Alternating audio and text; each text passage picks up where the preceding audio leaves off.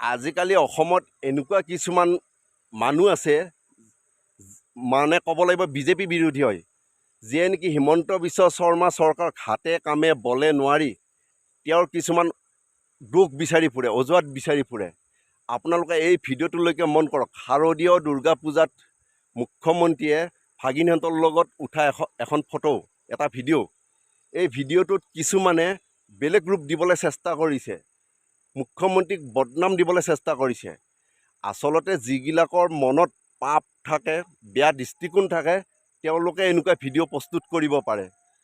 Actually ভিডিঅ'টোত যি দেখুৱাব গৈছে সেইটো প্ৰকৃততে নহয়, কিন্তু বিজেপি বিৰোধী কিছুমান দালালে মুখ্যমন্ত্ৰীক সদায় বদনাম কৰিবলৈ পিছ নেৰে। আৰু মই ক'ব বিচাৰিছোঁ, এনেকুৱা মানসিকতা, এনেকুৱা দৃষ্টিকোণৰ পৰা আপুনি আঁতৰি থাকক, পজিটিভ হৈ দেখক, তেনেহ'লে নিশ্চয় ভাল দেখিব। আপোনালোকে ভিডিঅ'টো শ্বেয়াৰ কৰিবলৈ নাপাহৰিব। জয় আই অসম।